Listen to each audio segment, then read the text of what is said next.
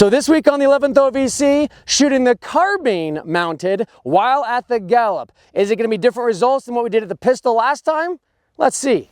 All right, so many of you watched the pistol episode regarding mounted shooting, and many of you also had comments as far as the different controls using a modern pistol versus a period pistol, shooting still at the Gallop versus standing, all these different ideas. And obviously, guys, you're definitely true on this. But what I wanted to do is we're going to take this, obviously one step further and talk about shooting mounted with the carbine at the Gallop. Now, the reason, those of you who've seen my pistol episode, if you haven't, I'll go ahead and link it right here. Go ahead and pause this and watch that real quick. That way you know what we're talking about on this video and the results kind of comparing to the carbine. But many of you said, why did you do it that way? Or maybe you should shoot straight on. Why did you do it the way you did it? Well, number one, the reason I used a modern pistol is just, I guess, prove in a way that I'm not a horrible shot. Obviously it was with two hands, standing square to the target in a modern day stance versus, a period stance. But I wanted to use a modern firearm just to show that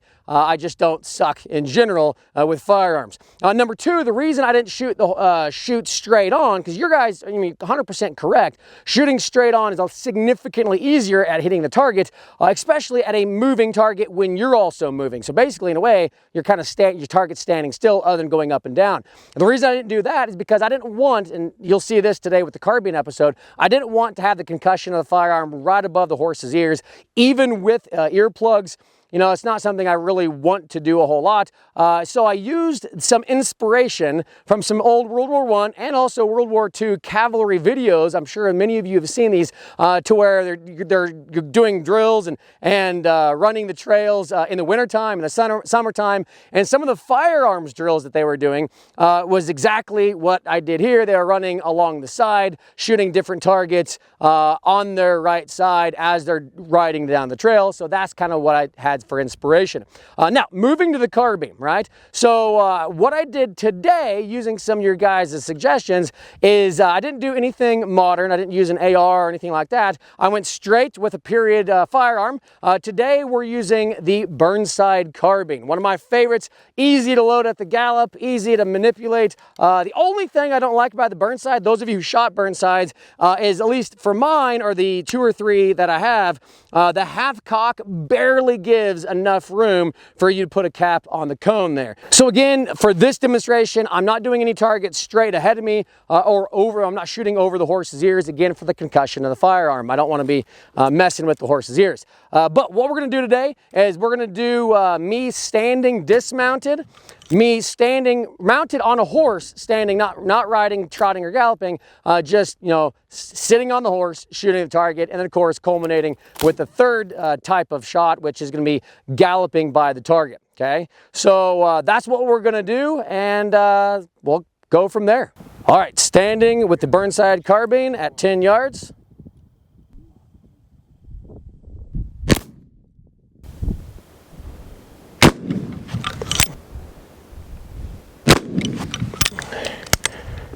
All right, for the first test, standing with the Burnside carbine about 10 yards away. Got a pretty decent group. Obviously, I sure hope so, standing at 10 yards away. But basically 3 shots, touching, slightly high. But that's obviously me or the gun. But not too bad. Good control. So what we're going to do, we're going to move from standing with the Burnside carbine to then standing on the horse, staying still on the horse, mounted, shooting 3 shots. And then we'll move to galloping. All right, mounted, standing still with the Burnside carbine at 10 yards.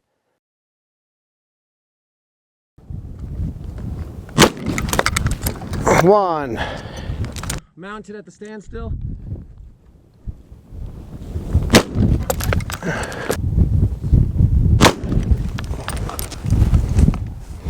Okay. All right, so now for the results, mounted at the standstill with the Burnside carbine. What were they? Well, not too bad considering, he was standing pretty still. I was moving, definitely more of a point and shoot type of situation. Definitely wasn't like aiming, if you know what I mean.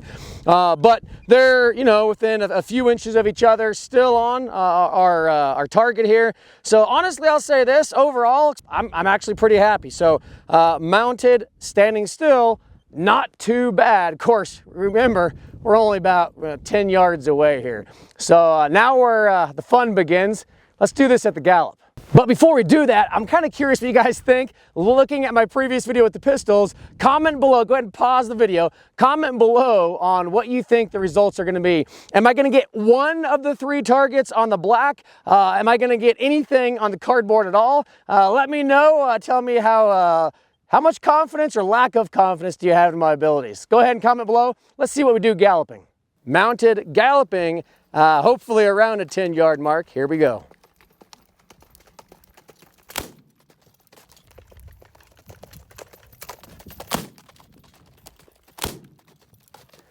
All right, so what are the results shooting the carbine mounted at the Gallop?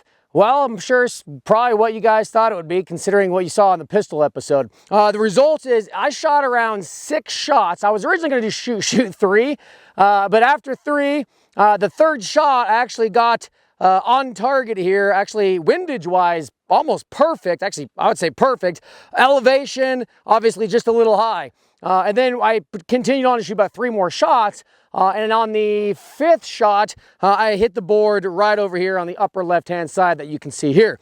So what does this mean as far as mounted shooting at the Gallop? Again, nothing is rocket science here. The results are pretty clear. Out of 5 or 6 shots, I hit the target, well, arguably hit the cardboard basically twice. Hit the target, barely nicked the border of the target once out of 6 shots. Again, obviously, those of you said comments below in the pistol video that we did, obviously with practice, I'll get significantly better. But again, we're talking 10 yards again, right? Like there's not a whole lot of distance. And really I want to kind of portray this and kind of move this over to the conversation of the combat effectiveness of troopers while mounted. Again, yes, it's easy to shoot, straight ahead of you, over the horse's ears, at a moving target, whether they're coming at you or going away from you, versus trying to track something, laterally. But it's still, really, it's something to be said about the combat effectiveness of mounted troopers, which is why it makes sense why many cavalry regiments, from the start of the war and then progressing on to the end of the war, started becoming basically mounted infantry, to where they would dismount and fight on foot, because obviously they could get to where they needed to go quickly, so they could dismount and fight on foot and have better accuracy than if they were mounted. Again, really on the mounted side of things, the cavalry charge, both pistols and sabers, even carbines, effective at you're at really close range. I mean, that makes sense. So again, guys, I'm kind of curious what your guys' thoughts are on this, especially from experiential archaeology on, there's many accounts of troopers, running down other, guerrillas or even other enemy, cavalry troopers down on roads, trails, whatever, engaging them mounted. That for sure happened.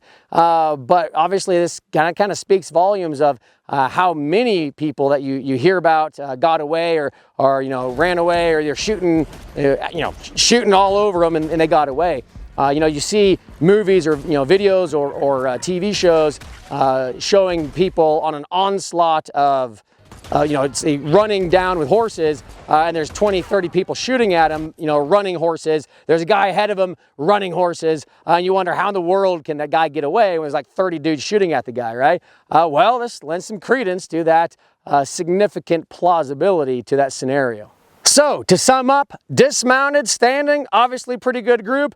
Mounted, standing, decent group. All 3 shots were on the target. And of course, mounted at the Gallop, maybe 2 shots on the cardboard in 6 shots. So that's a poor percentage. But take it for what you will. So appreciate you guys watching. Comment below on what your thoughts. What would you like to see next on this kind of experiential archaeology thread that we're kind of doing? Let me know and kind of do your own experimentation. This is why living history and why experiential archaeology, combining love of history with living history and putting them together is so educational, especially for those who do it, because you see the ease of some things and the hard hardship of others. So again, let me know what you guys want to see. If you want to support the channel, guys, please go ahead, click on the researcharsenal.com. That's our own Civil War research database. That's how you can support us. That's how you can get more of these videos out there, and also more research videos out there. And so again, go to the researcharsenal.com, use the promo code 11thOVC, and you will get a 15% discount. And of course, until we see you in the field next time, ride hard. Mounted at the standstill.